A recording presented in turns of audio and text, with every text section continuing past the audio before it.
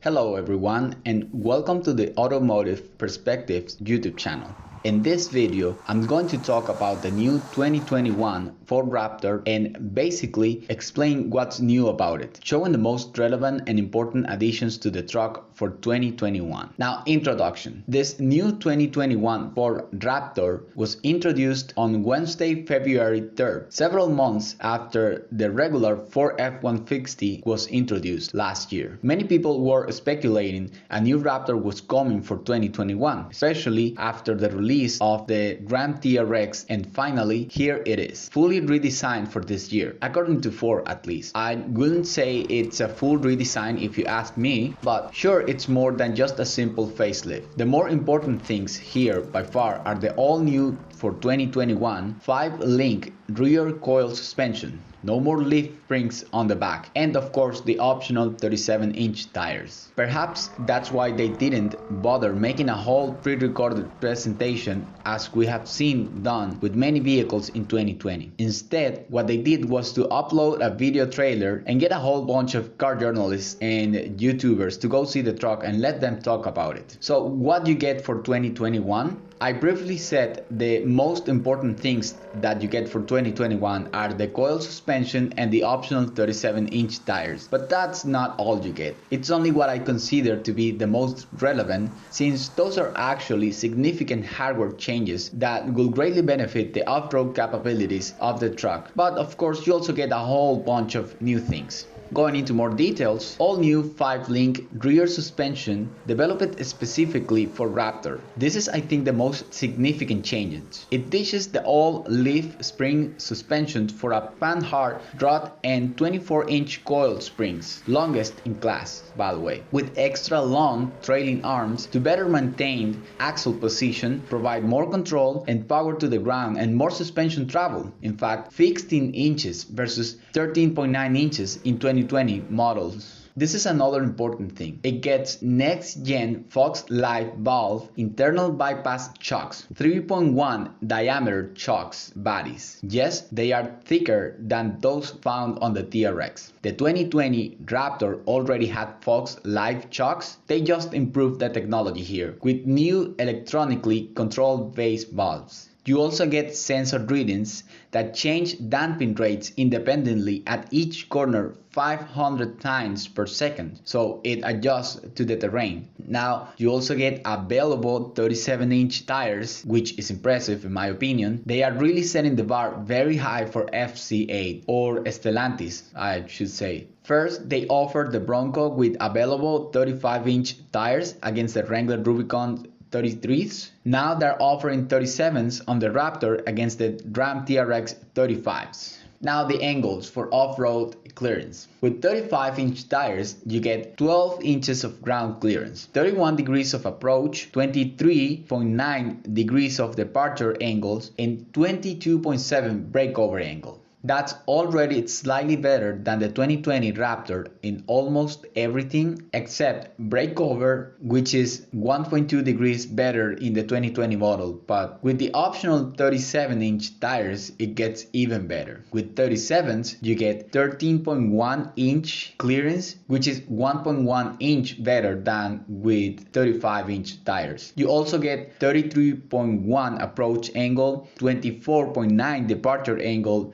and 24.4 breakover angle. So you basically get better angles and better clearance with the 37-inch tires, which makes a lot of sense because it gets the truck a little higher on the ground. It gets it a little bit of a lift. Wheel travel though sees a slightly decrease of 1 inch with the 37-inch tires. I guess they had to use longer bump stops or mount them lower to avoid dropping with other suspension components, or maybe it was to keep the vehicle more stable and prevent rollovers or something like that. I don't really know here. I only know that with 37s you get 1 inch less of suspension travel. You also get a 3rd gen twin turbo 3.5 liter EcoBoost high output engine. They didn't specify any power figures, but I guess we can use the 460 horsepower produced in 2020 models as a baseline and maybe hope it'll get a little bit more juice. 3-inch exhaust system with active bulbs, which sounds very cool, at least in the video presentation, and has configurable modes: quiet, normal, sport, and baja. They basically engineered the exhaust system to kind of mimic the sound of a V8 engine. Of course, upgraded 10-speed automatic transmission, standard electronic locking rear differentials, and available torsion front limited slip diff are fitted with 4:10 final drive ratios, 1400 maximum payload, and maximum towing of 8,200 pounds. Now moving on to the tech. Standard and customizable 12-inch digital gauge cluster and 12-inch center screen. It's standard with split screen functionality, just like in the regular F-150. Over-the-air updates, they claim this allows more capabilities in the future. That will be very cool. Terrain management system with 7 drive modes that includes slippery, tow and haul, sport, normal, off-road, baja, and rock crawl. They control steering feel, transfer case behavior, stability control, active valve exhaust, active damping system, throttle mapping, and transmission shift points. 360-degree camera package and Sync 4 with more natural voice control. Now let's continue with the design. Here I'm not going to say a lot. Really, there's just not a lot to say. Designs wise, this is really a facelift. I think at a first glance the most noticeable change was the headlights. That wasn't the only thing they changed, of course. In fact, the hood is different, the fenders are different, the front grille is different. There are many things here that are different and new for 2021. It's just that it's not too much different than the 2020. Just like they did with the regular F-150, it simply looks more like a facelift rather than a completely redesigned new truck as they are presenting it to the people. Finally, let's go with the conclusions. I guess at this point you can figure on your own that this is not a truly complete redesign of the Raptor, although that doesn't mean it is just a plain facelift. They actually did some significant changes, namely the 5-link rear coil suspension and the optional 37-inch tires. More than welcome, these are actually needed changes, since the Raptor is not alone anymore. Now there are options, specifically the RAM TRX that is already on dealers as we speak. RAM TRX also offers something that Raptor's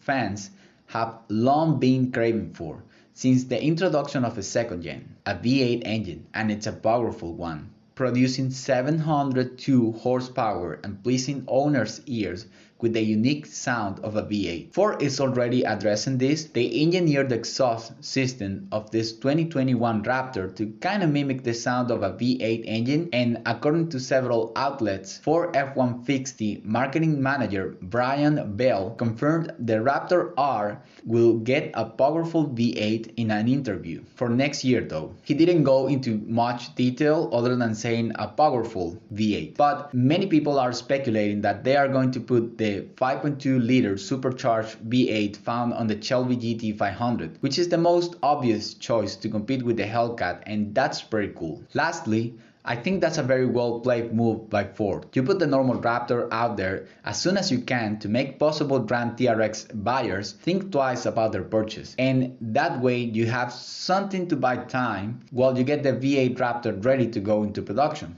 Well done, Ford. So that's gonna be it for now. Bye bye.